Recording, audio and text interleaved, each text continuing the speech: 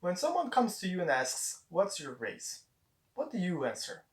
While this might be an easy question for some people, it can be very difficult for someone like me that comes from Brazil, has African and European ancestors, lives in Europe, has lived in Africa, speaks Portuguese as a mother tongue, and doesn't consider himself a Latino.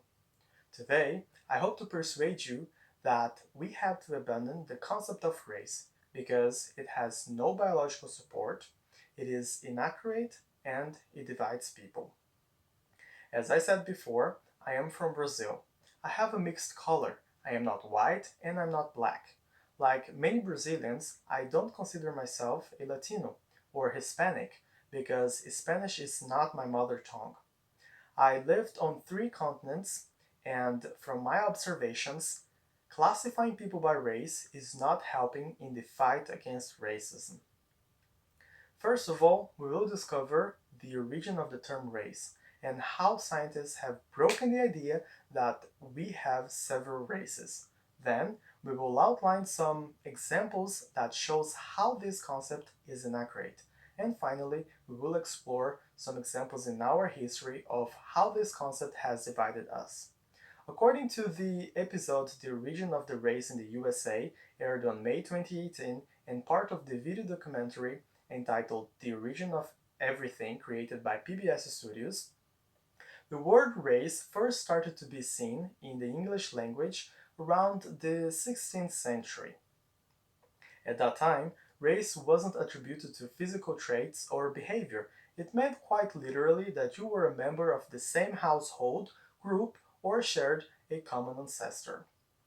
According to this same documentary, the word race took even more strength during the colonial period. Europeans that moved to other parts of the world started using this concept to separate themselves from other groups of people.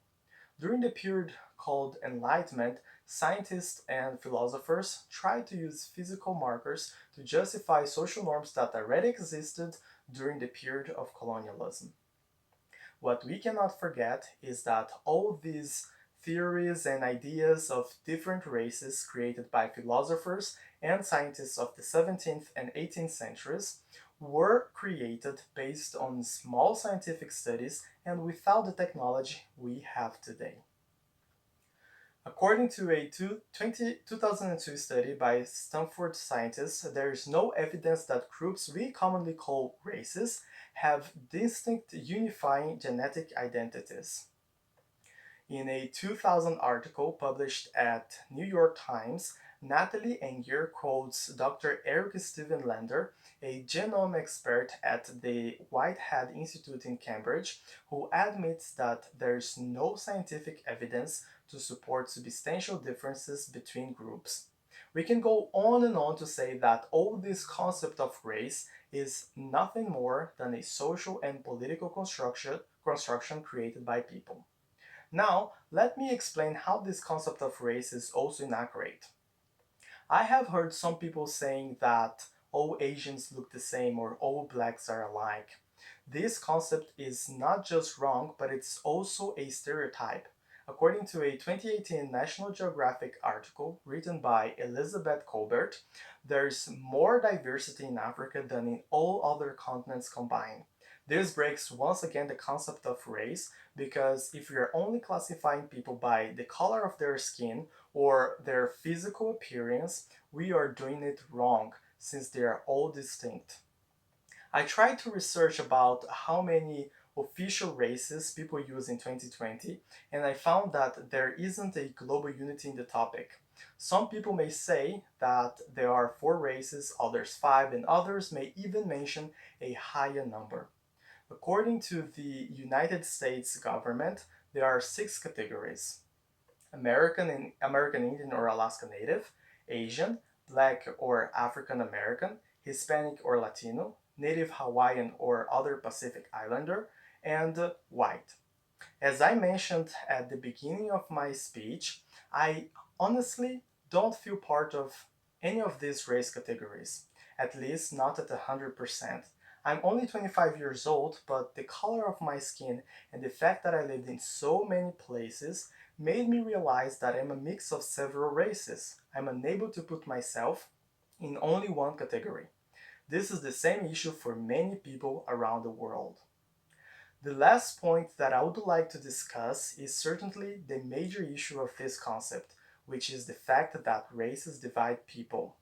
History has shown that the superiority of one group over the other because of their so-called race has been the cause of discrimination, repression, exploitation, and extermination.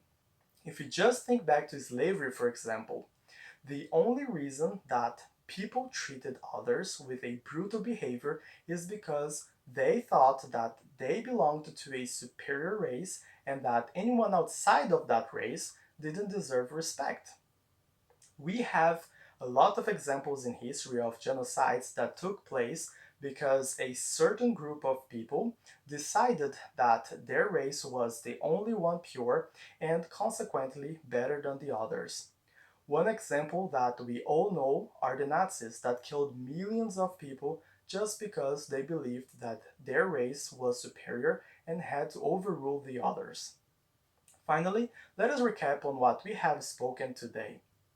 First, I gave you a background of the word race. Then, I told you that race has no biological support. Hence, scientifically speaking, there is only one race. I also stated that the concept of race is inaccurate because it doesn't fit everybody.